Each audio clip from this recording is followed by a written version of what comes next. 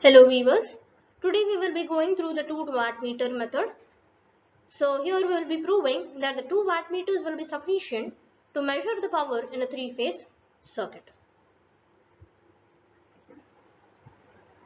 So you can see the two circuits here, one is the delta connected, another one is the star connected. So for our discussion we will be considering this star connected circuit. So, however, it will be equally applicable to a delta connected load because a delta connected load can be replaced by an equivalent star connected load. Now, if you see this figure, you can see the current coils in the 2 wattmeters. So, this is the current coil. So, you can see it is inserted in any two lines. So, wattmeter 1, if you see, it is inserted in the R, and wattmeter 2, if you see, it is inserted in the Y. And the potential coil, you can see it is joined to the third line. So this is the potential coil which is joined to B. From the wattmeter to it is also joined to B. Now when I'm for our discussion, let me consider an inductive load.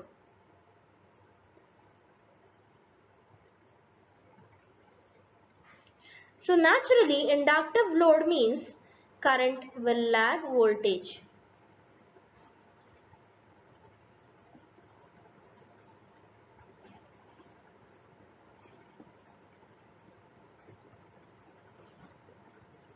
Suppose if I had assumed that it is a capacitive load, then naturally current will lead the voltage.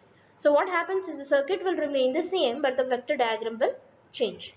So for my discussion today, let me assume that that we are considering an inductive load and the current will lag the voltage.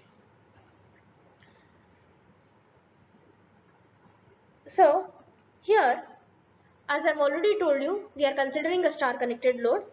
However, it will be equally applicable to a delta connected load because a delta connected load can be replaced by an equivalent star connected load.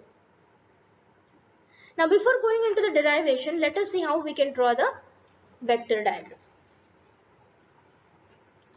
So let me first draw ER, EY, EB, the references. So let me take ER.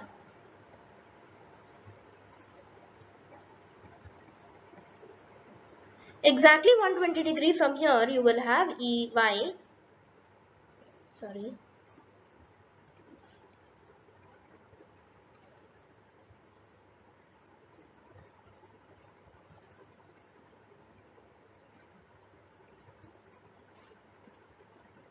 And exactly 120 degree from here you will have EB.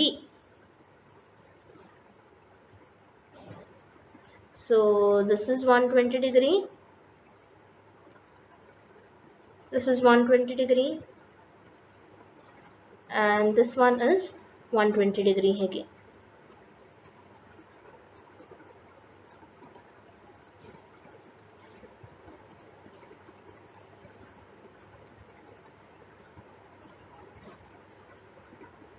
Next, I'm going to draw the negative of this, that is minus ER, minus EY and minus EB. So minus EB will come here exactly opposite to it.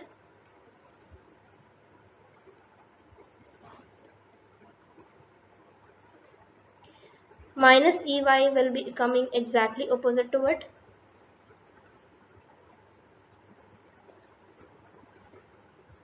And minus ER will come exactly opposite to this. Next, what I'm going to do is, I'm going to draw the potential differences between the W1 and W2. Let me see what is the potential difference for the coil W1, potential difference for the coil W2. Now if you see this, W1 is connected between R and B. That means the potential difference across the voltage coil of W1 is nothing but ERB. Similarly, if you see this W2 is connected between Y and B. That means the potential difference for the W2 coil will be EYB. Now ERB can also be written as ER minus EB. Similarly, EYB can also be written as EY minus EB. So I have to draw this ERB and EYB in this vector diagram. So ERB, if you see, it is ER minus EB. That means it comes between ER and minus EB. So exactly in the middle.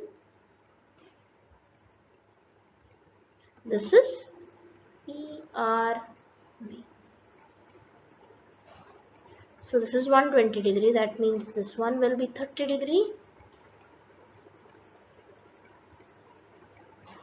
And this much will be 30 degree.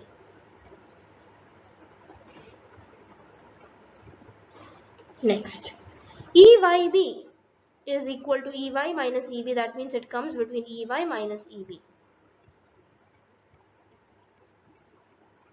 So this is EYB.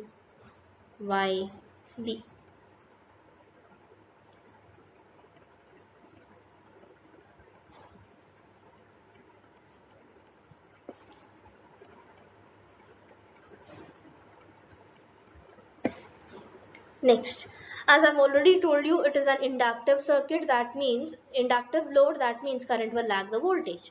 So you can see for the wattmeter 1, the current is IR. For the wattmeter 2, the current is IY. And here in the B line, it is the current is IB. So as I've already told you, current will lag the voltage. Phase voltage is nothing but ER.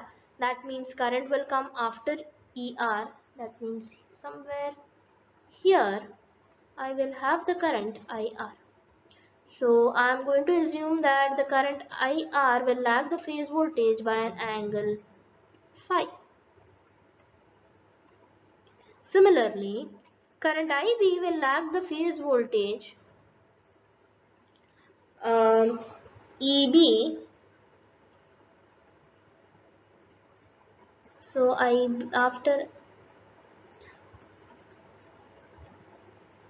so you will have IB here. Similarly, IY will lag the phase voltage EY. So you can see EY is here. That means EIY will come here. So this is the phasor diagram. So clearly you can see the phasor diagram here. It is the same as that I have drawn in the previous slide. So let us go to the derivation now. So you have the three phase voltages ER, EY, EB, and the current IR, IY and IB. So as I've already told, we are assuming that the inductive load is connected. So inductive load means currents are lagging behind the phase voltages by angle phi. Now you can see current through wattmeter is nothing but IR, current through wattmeter 2 is IY. Potential difference, as I have already told you, wattmeter is connected between R and B, so potential difference is ERB, that is ER minus EB. So if I have to find out the phase difference between ERB and current IR, now the potential difference for W1 is ERB, current for the W1 is IR. Now I need to find out what is the potential, what is the phase difference between IR and ERB. Now let me go to the phasor diagram. You can see ERB is here, IR is here. How can you write the phase difference? So phase difference between ERB and IR is nothing but this angle. So how can you find out this? So as I've already told you, this total is 30 degrees. This is phi. That means this phase difference between IR and ERB will be 30 minus phi. So this is what I have written here. So if I have to find out what is the reading of W1. Now W1 is a wattmeter. That means it will give you a power reading. Power can be found out by voltage, current into cos theta. Now cos theta is nothing but power factor. Now voltage in wattmeter 1 is what? that is nothing but ERB, so this is ERB, into current. Current in the wattmeter is nothing but IR, so into current IR, into cos theta, that is nothing but the phase difference between the voltage and the current. So as I've already told you, phase difference between the voltage and current is nothing but 30 minus 5, therefore cos of 30 minus 5. Similarly, if we go to the wattmeter 2, current in the wattmeter 2 is IY, potential difference between this in the wattmeter 2, that is, it is connected between Y and B, that means it will be EYB. Phase difference between the current and the voltage. So current is IY, your potential difference is EYB. So I need to find what is the phase difference between EYB and current. So naturally, if you see this, this is nothing but 30 plus 5. So this is the phase difference. So again, if you want to find out what is the reading of W2, that means current into voltage into the phase difference. So IY is the current, EYB is the potential difference into cos of 30 plus 5. So again, now ERB, EYB is nothing but a line voltage. So you can also write it as EL. ER, EY, EB is nothing but the phase voltage, which can also be written as EP.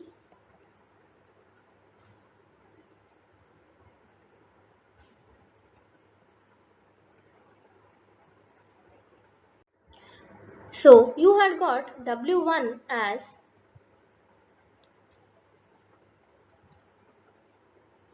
IR into ERB into cos of 30 minus 5. Now I've already told you IR is nothing but the line current, so I can also write it as IL. ERB is nothing but the line voltage, I can also write it as EL. So that means it will become IL, EL, cos of 30 minus 5. Similarly, W2 you had got as IY into EYB into cos of 30 minus 5. So as I've already told you, IY is nothing but the line current, EYB is nothing but the line voltage. That means you can also write it as IL, EL,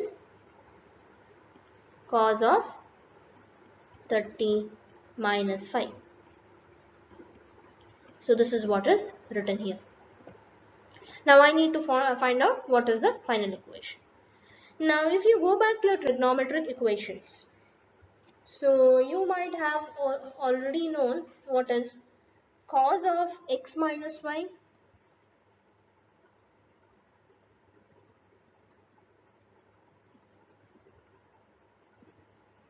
So cos of x minus y is nothing but cos x cos y plus sin x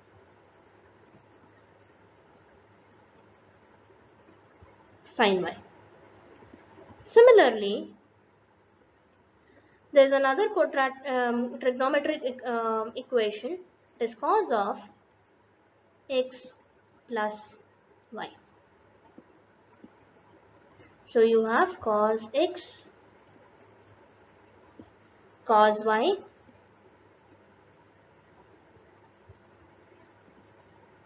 minus sin x sin y.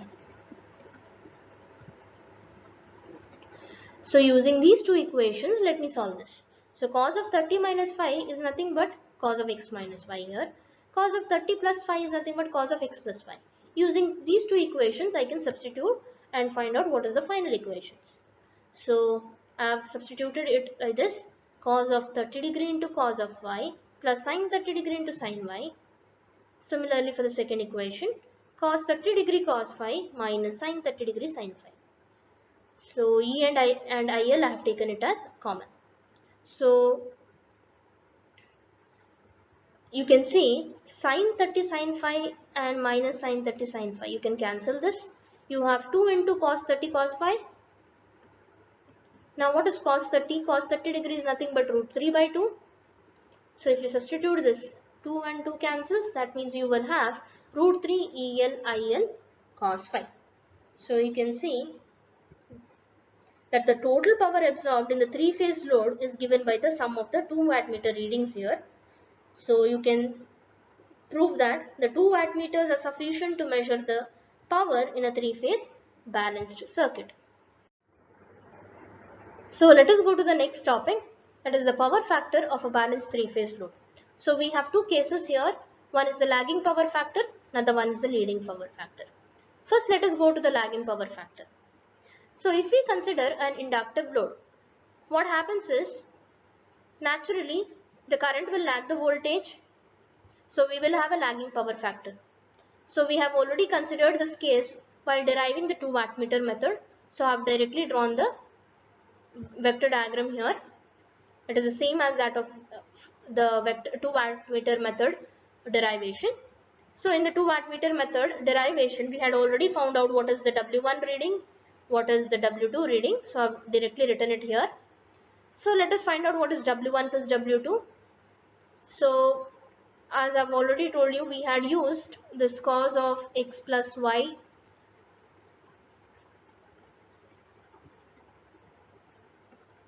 and cos of x minus y equations. Cos of x plus y is nothing but cos x cos y minus sin x sin y, and cos x minus y is nothing but cos x cos y plus sin x sin y. So I've already told you this before. So using that two equations, we will be finding out what is W1 plus W2. So we will get this root 3 EL cos phi. Similarly, let me find out what is W1 minus W2 using these two equations. I will get this answer EL sin phi. Now let me find out what is W1 minus W2 divided by W1 plus W2. So substitute. So if you substitute, what happens is IL will get cancelled. Sin phi by cos phi is nothing but the tan phi. So what happens is you will get tan phi equal to, if this root 3 goes here, what happens is root 3 into W1 minus W2 divided by W1 plus W2. So this is how you are going to find out tan phi. So next, if you want to find out the angle phi, simply you can do tan inverse of root 3 into W1 minus W2 divided by W1 plus W2. So this is about the lagging power factor. Let us see the second case, that is the leading power factor case. So suppose I assume a capacitive load. For a capacitive load, as you know, the current is leading the voltage. So you can see in the vector diagram, current is leading the voltage. Now let me write the equations. That is the wattmeter 1 equation and the wattmeter 2 equation. So as you know, what happens is only this phase difference will change. Now let me tell you how this 30 plus phi and 30 minus phi has come. So if you see this vector diagram, for the wattmeter 1, the phase difference between IR and ERB. So you can see it is nothing but 30 plus phi. Therefore, wattmeter 1 reading will be EL into IL into cos of 30 plus phi. Next, if you see wattmeter 2, the phase difference between EYB and IY, this is nothing but 30 minus phi. Therefore, for wattmeter 2 reading will be EL into IL into cos of 30 minus phi. So like we did it in the previous case, I need to find out what is W1 plus W2 and W1 minus W2. So what I'll do is I'll use the equation cos of x plus y and cos of x minus y like I used in the previous case. So cos of x plus y is nothing but cos x cos y minus sin x sin y. Cos x minus y is nothing but cos x cos y plus sin x sin y. So use these two equations, find out what is w1 plus w2 and w1 minus w2. So using these two equations, I have already got w1 plus w2 and w1 minus w2. So next what I'll do is I'll find out what is w1 minus w2 divided by w1 plus w2. So if you substitute this, what happens is IL cancels. So if root 3 goes here, what happens is you will get tan phi. This is nothing but tan phi, right? So tan phi equal to minus root 3 into w1 minus w2 divided by w1 plus w2. So if you need to find out what is phi, it will be nothing but tan inverse of minus of root 3 into w1 minus w2 divided by w1 plus w2. So this is about this leading and the lagging power factor. Now for your examination point of view, what happens in the examination is they will either ask you to prove the 2 wattmeter method for the capacitive load or inductive load. If they ask you specifically saying that it is a capacitive load, then what happens is the power factor will be leading. That means current will lead the voltage. So this will be your phasor diagram or the vector diagram. Suppose they say it is an inductive circuit. That means what happens is current will lag the voltage. So your vector diagram will slightly change. So that is nothing but the one that we discussed in your 2 wattmeter method. It is the same. Sometimes they will tell you that it is a discuss the 2 wattmeter method where the current is lagging, or sometimes they might also tell you that it is current is leading. So read the questions properly and then you can answer your question. Thank you.